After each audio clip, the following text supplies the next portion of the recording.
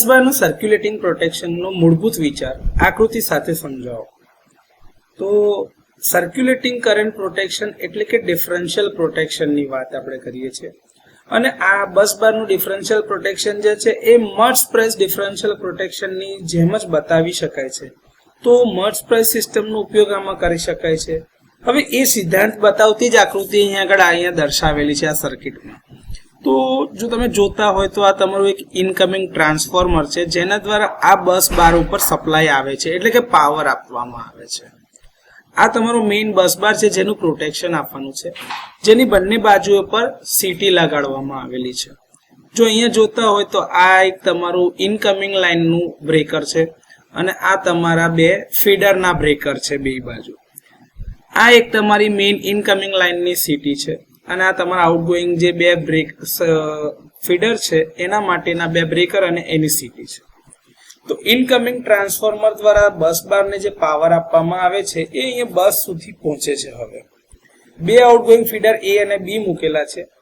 Incoming લાઇનમાં એક જ સીટી છે, જ્યારે આઉટગોઈંગ ફીડર આપણી પાસે બે છે તો એમાં બે અલગ અલગ સીટી છે. સીટીના સેકન્ડરી આકૃતિમાં બતાવ્યા પ્રમાણે જ જોડાયેલા છે. હવે સેકન્ડરી વાઇન્ડિંગ્સની અંદરમાં એકદમ બેલેન્સ કરંટ વહે છે, કારણ કે હેલ્ધી સ્થિતિમાં એટલે કે જ્યારે કોઈ ફોલ્ટ ના હોય ત્યારે જેટલો કરંટ અહીંયા આગળથી અંદર એન્ટર થશે બસમાં એટલો જ કરંટ અહીંયા આગળથી આ બંને ભાગમાંથી બહાર નીકળશે. એટલે કે ઇનકમિંગ કરંટ અને આઉટગોઈંગ કરંટ બંને સમાન મૂલ્યના છે.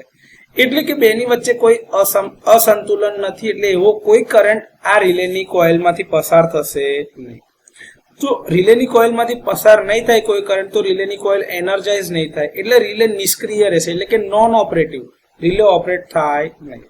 પરંતુ જ્યારે ફોલ્ટ થાય છે ત્યારે આ બેલેન્સ તમારું ખોરવાઈ જાય છે, જેના લીધે આઉટ ઓફ બેલેન્સ કરંટ તમારી રિલેની કોઇલમાંથી વહે છે અને આ રિલેની કોઇલ એનર્જાઇઝ થશે અને બ્રેકરને ટ્રીપ કમાન્ડ આપશે. જેમ કે ધારો કે સમજો કે અહીંયા આગળ લાઇન ટુ ગ્રાઉન્ડ ફોલ્ટ હોય, આ બસ ઉપર અર્થ ફોલ્ટ થાય છે. તો હવે અહીંયાથી જે કરંટ આવ્યો એ કરંટ તો આવી જ રહ્યો છે, પણ અહીંયાથી હવે કોઈ કરંટ જશે નહીં કારણ કે અહીંયા ફોલ્ટ થયો છે. તો આ બંનેના તફાવતના કારણે જે કરંટ અહીંયા આવશે એ આ રિલેની કોઇલને એનર્જાઇઝ કરશે અને રિલેનું બ્રેકર અહીંયા આગળથી ટ્રીપ કમાન્ડ આપશે, એટલે બસનું આ બ્રેકર ઓપરેટ થઈ જશે અને હેલ્ધી ને ફોલ્ટી સેક્શન એકબીજાથી છૂટા થઈ જશે. તો આ રીતે ટ્રાન્સફોર્મરની અંદરમાં જે રીતે જોયું હતું એ જ રીતે અહીંયા આગળ બસ બારમાં પણ સર્ક્યુલેટિંગ કરંટ પ્રોટેક્શન એટલે કે ડિફરન્શિયલ પ્રોટેક્શન એ તમારું મર્જ પ્રાઇસ સિસ્ટમથી આપી શકાય. ડિફરન્શિયલ પ્રોટેક્શન જે છે એ કિર્ચોફના કરંટના નિયમ ઉપર જ આધારિત છે, એટલે કે ઇનકમિંગ કરંટ બરાબર આઉટગોઈંગ કરંટ થવો જોઈએ.